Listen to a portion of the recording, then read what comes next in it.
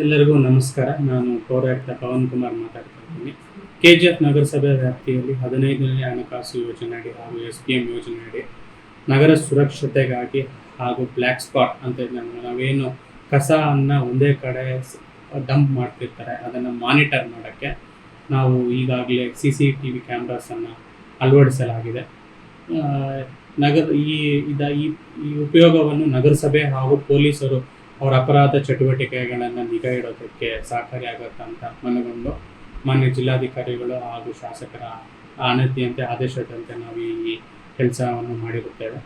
ಇದರಲ್ಲಿ 2 ಭಾಗ ಇದೆ. 2 ವರ್ಷ ಮೇಂಟೆನೆನ್ಸ್ ಏನಿರುತ್ತೆ ಅದನ್ನು ನಮಗೇನು ಗುತ್ತಿಗೆದಾರ ಭರಿಸ್ತಾನೆ. ಈಗ 2 ವರ್ಷ ಗುತ್ತಿಗೆ ಅವಧಿ ಮುಗಿದಾದ ಮೇಲೆ ನಾವು ಆ್ಯನ್ಯುವಲ್ ಮೇಂಟೆನೆನ್ಸ್ ಕಾಂಟ್ರಾಕ್ಟನ್ನು 1 ವರ್ಷದ ಅವಧಿಗೆ ನಾವು ಮಾಡಿ ಅದನ್ನು ಪೊಲೀಸ್ ಇಲಾಖೆಗೆ ನಾವು ಹಸ್ತಾಂತರವನ್ನು ಮಾಡ್ತೀವಿ. ನಮಗೆ ಪೊಲೀಸರಿಂದ ಆಗಾಗಲೇ ಒಳ್ಳೆ ರೆಸ್ಪಾನ್ಸ್ ಬಂದಿದೆ. ಇದರಿಂದ ನಾವು ಈ ಥರ ಕ್ರೈಮ್ನ ಕಂಡುಹಿಡಿದೀವಿ. ಅದೇ ರೀತಿ ನಾವು ಎಲ್ಲಿ ಬ್ಲ್ಯಾಕ್ ಸ್ಪಾಟ್ ಮೇಂಟೆನೆನ್ಸ್ ಅಂತ ಏನು ಹೇಳ್ತೀವಿ, ಯಾರು ಕಸವನ್ನು ಬೇಕಾಬಿಟ್ಟಿಯಾಗಿ ಎಸೆತಿದ್ದಾರೆ ಅವರು ನಮ್ಮ ನಿಗಾದಲ್ಲಿದ್ದಾರೆ, ನಾವು ಅವರಿಗೆ ನೋಟಿಸ್ ಕೂಡ ಕೊಡಿಸಿದ್ದೀವಿ. ಇದನ್ನು ಸದುಪಯೋಗ ಪಟ್ಟಿದೆ ಅಂತ ನಾನು ಹರ್ಷ ವ್ಯಕ್ತಪಡಿಸ್ತೀನಿ. ಸರಿಸುಮಾರು 30 ಲಕ್ಷ ರೂಪಾಯಿ ವೆಚ್ಚದಲ್ಲಿ ನಾವು ಇದನ್ನು ಮಾಡಿದ್ದೀವಿ. Over the year of time ಇನ್ನೂ ಹೆಚ್ಚಿನ ಅಮೌಂಟ್ ಇರ್ಬೋದು.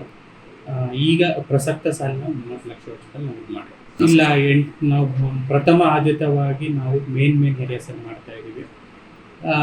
ನೆಕ್ಸ್ಟು ಮುಂದುವರೆದ ಭಾಗವಾಗಿ ಅಥವಾ ಹಣ ನಮಗೆ ರಿಲೀಸ್ ಆದಲ್ಲಿ ಇಂಟೀರಿಯರ್ ಎಲ್ಲಿ ನಮ್ಮ ಜನಸಂದಣಿ ಇರುತ್ತೋ ಅದನ್ನು ನಾವು ಕಾನ್ಸಂಟ್ರೇಟ್ ಮಾಡ್ತಾ ಇದ್ದೀವಿ.